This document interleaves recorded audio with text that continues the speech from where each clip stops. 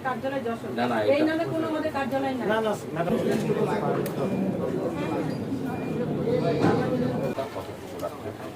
পরিচালক কৃষি সম্প্রসারণের কার্যালয় যশোর, এই নামে তো কোনো লাইসেন্স দেওয়া হয়নি। কি জন্য দিলেন আমাকে? আপনাদের ডিপো করেছেন তার জন্য এটা দিলেন? মানে এখানে যে আমরা কীটনাশকের অফিস হিসাবে আছে তার লাইসেন্স, তার লাইসেন্স, এটা তো লাইসেন্স না। পরিচালক কৃষি সম্প্রসারণ কার্যালয়, এই নামে কোনো কার্যালয় নাই যশোরে। এইচকে কি? এটা তো এইচকে লিখছেন, পুরো তো ভুল একটা জিনিস লিখছেন। আপনারা যে লিখেছেন পরিচালক কৃষি সম্প্রসারণের কার্যালয় যশোর, এই নামে কোনো আমাদের কার্যালয় নাই। করা যাবে, ভূমিকা রাখা যাবে। আরেক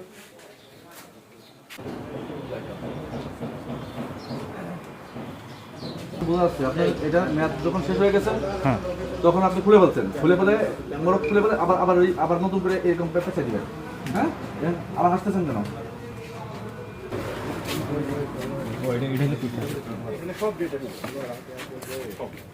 তাহলে ওনার ডিসপোজাল করে এক্সপায়ার, এটা তো আপনি একসাথে রাখতে পারেন না, এটা আরেকটা অপরাধ। আপনার মেয়াদ উত্তীর্ণ হয়ে গেছে, আবার মেয়াদ ইয়াযুক্ত দুটো একসাথে রাখছেন, তাহলে আপনার উদ্দেশ্য। RAB 6 CBC 3 Jessore.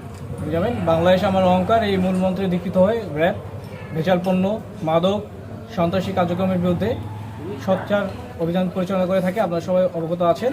এরই মূল ধারাবাহিকতায় আজকে আমরা যশোর শহরে চাষটা নামক জায়গায় আমরা গোপন তথ্যের ভিত্তিতে জানতে পারি যে এই এলাকায় এই ধরনের ভেজাল প্রোডাক্ট উৎপাদন করা হয়। সো এই তথ্য পাওয়ার পরে আমরা আমরা জেলা সদর ভোক্তা অধিদপ্তর ওনাদেরকে ইনফো করি এবং উপজেলা ওনাদেরকে ইনফো করি এবং যৌথ একটা অভিযান আমরা পরিচালনা করি এবং যৌথ অভিযান পরিচালনা করার ভিত্তিতে আমরা এই ঘটনার সত্যতা বুঝতে পারি এবং ভোক্তা অধিদপ্তর উনি 1 লক্ষ টাকা জরিমানা করেন এবং জনসম্মুখে যে ভেজাল প্রোডাক্ট যেটা আছে সেটা ধ্বংস করা হয়। ধন্যবাদ। আমরা যে হিসেবে যেটা পেয়েছি, এখানে অনেকগুলো কেমিক্যাল যেখানে কৃষকের ক্ষেত্রে ব্যবহার করা হয়, কিন্তু কেমিক্যালগুলো মেয়াদ উত্তীর্ণ অবস্থায় পাওয়া গেছে এবং লেবেল খুলে ফেলছেন ওনারা। লেবেল খুলে ওনারা নতুন লেবেল বানায় ওইটাকে আবার মেয়াদ উত্তীর্ণকে মেয়াদ সংযুক্ত করে এটাকে আবার মার্কেটে বিক্রি করতেছেন। এটা একটা প্রতারণামূলক কাজ, বড় একটা অপরাধ।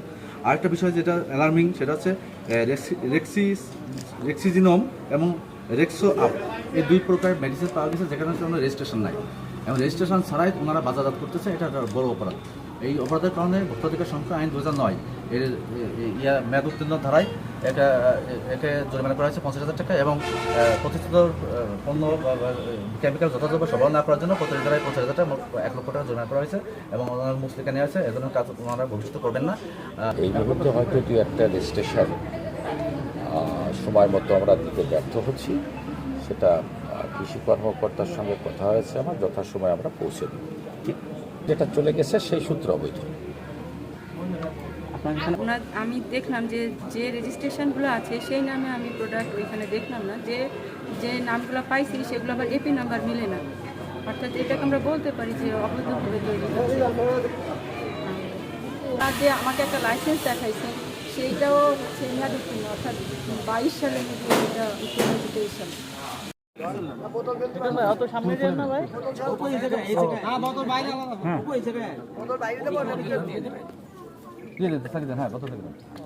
খুলে ফেলে দেন, খুলে ফেলে দেন, খুলে ফেলে দেন, হ্যাঁ খুলে দেন।